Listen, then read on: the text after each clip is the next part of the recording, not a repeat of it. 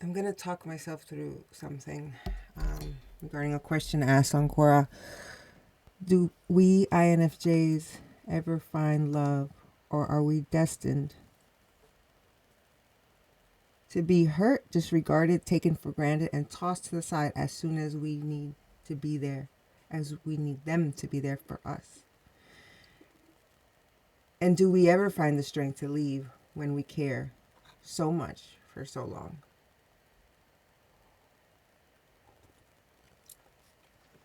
Mm. I say I'd had 5 great loves, and I'm not on number 5, and I hope not to be on number 6.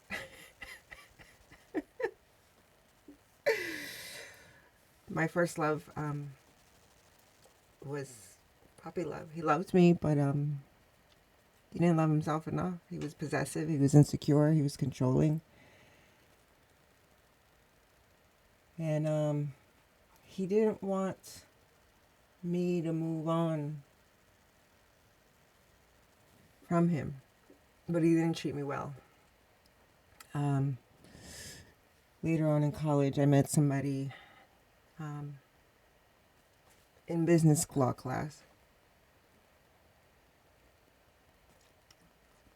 and I was with him for 3 years. I met him at the age of 20. Victor and I were together for 3 years. One of them, we lived together. That relationship in particular for me, I think it challenged me because I felt like I was working for his love. I felt like I had to be perfect, even though he already loves me just the way I was.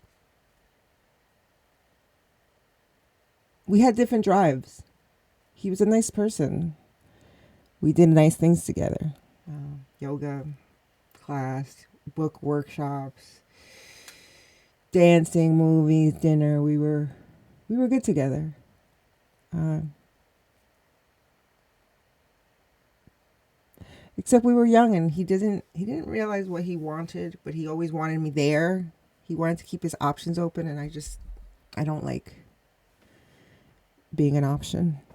I like being a priority because I do prioritize my loved ones.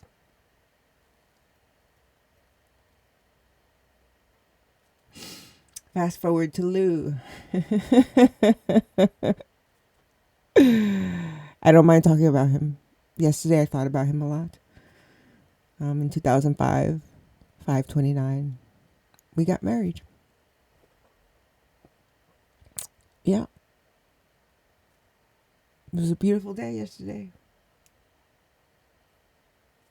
I was with George, and I truly feel like after my divorce, when I was with Tommy, number 4, I think I got involved too quickly after the divorce. We were on and off for 4 years, but there were just a lot of lies between us. His lies. He just lied about a lot of things, and then he got angry when he got to caught out there. You're caught out there. It wasn't infidelity. It was other things. But on to numero 5. I got these from his rose garden. He gave them to me, and I thought that was very thoughtful of him to give them to me. But yeah, I've gone through the phases with him in these last 5 years about him. I find myself hurt because, but one, I don't tend to ask for help. And 2, when I do ask for help, it's very difficult. And 3, I tend to overanalyze how his attitude is when he helps me. And then I compare myself to when he helps his family, his friends.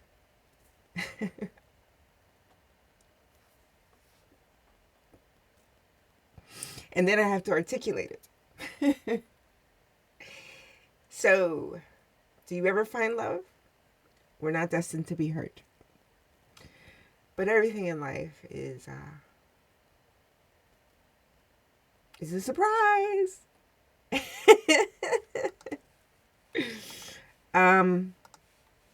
I'll close this out with something that I saw on Telegram about energy and intention and stuff we carry. Very helpful stuff. Take care. In quantum physics, all possibilities exist in the present moment. But most people's brains are anticipating the future based on the past, and they're not present. So then it requires training and practicing finding the present moment and beginning to change their habits and their thoughts and their behaviors. Most people don't know this, but there's an invisible field of energy around your body. And when you react to someone or something, you draw from this invisible field and you turn it into chemistry. And the field around your body shrinks. And now you're more matter and less energy. You're more particle and less wave. And most people then, when you are matter trying to change matter, you always try to force the outcome. You try to control the outcome. You try to predict the outcome. And people then get competitive, or they hold on, or they manipulate, or they cheat, or they steal, because that's the only way they can get what they want. But the quantum model of reality, when you are truly in the present moment, when a person begins to open their heart, and they can begin to sustain an elevated emotion, they begin to broaden the magnetic field around their body to 9 meters wide. Now they're more energy than matter. They're more wave than particle. And they can exert better effects on reality. So then think of, when you open your heart, this is science, like dropping a pebble in water. You produce a ripple. If you drop a bigger stone, you produce a bigger ripple. If you're able to sustain that state, you keep dropping the same rock over and over again, and you broadcast a signature into the field. The emotion is the magnetic charge. Your intention, your thought, is the information that's carried on that wave. And when you combine a clear intention with an elevated emotion, you begin to produce an effect on matter. You see, the thoughts that you think are the electrical charge in the quantum field. The feelings that you emote are the magnetic charge in the quantum field. And how you think and how you feel broadcasts an electromagnetic signature that influences every single atom in your life. The thought sends the signal out, and the feeling draws the event back. So if you're walking around your life feeling sorry for yourself and feeling like a victim, you are broadcasting that signature into the field.